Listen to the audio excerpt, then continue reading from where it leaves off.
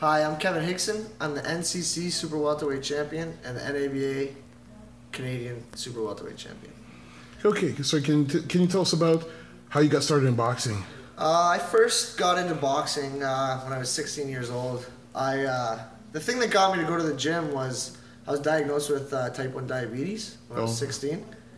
And I kind of, not that I wasn't living my life right, but I was kind of partying a lot and doing things that I shouldn't be doing.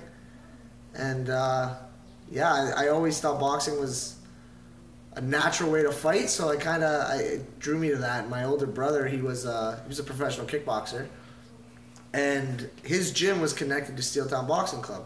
So he brought me down there, and I met Bob Wilcox, and the second that I walked in the gym, I fell in love. And I knew that I wanted to be a professional boxer, and that's what brought us here now. And so is that gym, was it here? Like no, your brother's gym? Steeltown Boxing, it was originally down on Victoria Avenue in Hamilton, right in the alleyway. It was a picture-perfect boxing gym, tucked away. But we moved a couple times since then, and it brought us up here. How long have you been with Steeltown? 12 years, I believe, since I started. And how old were you when you had your first fight? I was 16. So can you take us through kind of the feelings of when you had your first fight, and did you think that you would be here talking as a champion? I always had that belief in myself, like right from the beginning. Like I was nervous, obviously. Boxing is a very nerve-wracking sport, but I was never scared. I didn't feel like I couldn't hang with some of the best guys, and I've proven that, and I'm gonna keep proving it. That's kind of my goal. And have you thought about like the end goal, like what you when you're looking back, retired, like all the things that you want to accomplish in boxing? Have you thought about what that end goal looks like? I do. I think about it a lot because I am getting older, and you can't box forever. It's a short career. I feel pretty healthy right now, so I'm feeling pretty good about my career, but I always think about it. The main thing, I want to be proud with what I've done. I want to give it my all. And if I don't become a world champion, I don't, but I don't want to have an excuse, you know? Like, I want to say that I tried, and, you know, not many people can do that, you know what I mean? And absolutely, and you're very close. So having your dream and having everything go your way, what happens in your boxing career?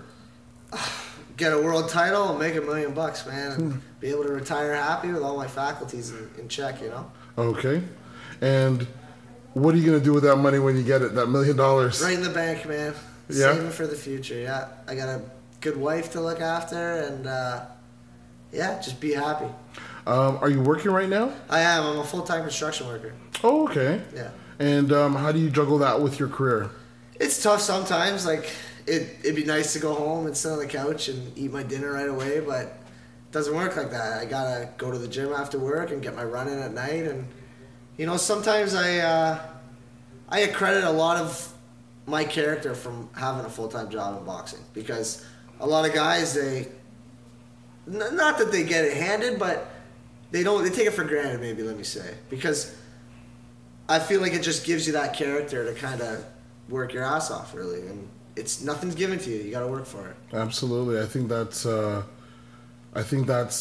special thing that a lot of people miss, which makes it very hard for a lot of people to transition from a boxing career to real life if they don't work. Yeah.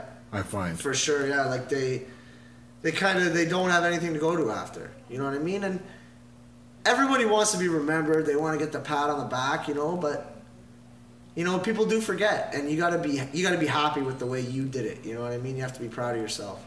Absolutely. So, have you always worked throughout your whole fighting career? Whole fighting career, amateurs up to now.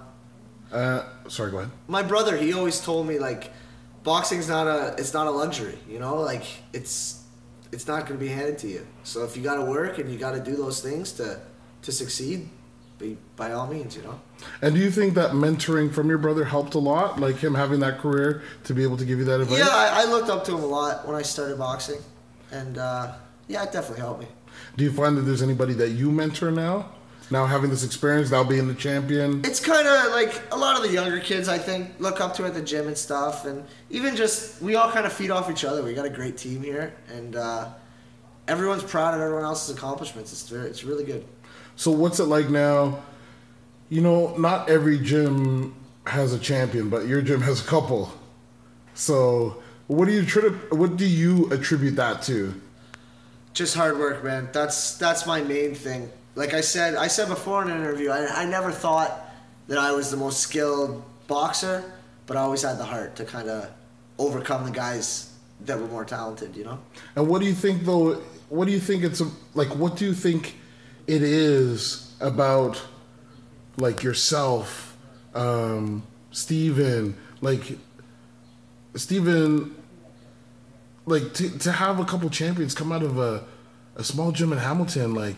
Yeah, it's you know what, I think we all take pride in Hamilton, and I think that helps a lot because it's a hard-working city. We're hard-working guys, and it was kind of funny in the amateurs. Like, we were always shuffling a van at, like, every other weekend, driving to Ottawa, driving to Montreal. Like, it seemed like we were always on the road fighting. Like, not everyone does that now. Like, it seems like they train for an amateur fight and they think about it for like 2 months. We'd come back to the gym and, oh, when's the next fight? Is there fights this weekend? And we were in the bus going, you know? Yeah.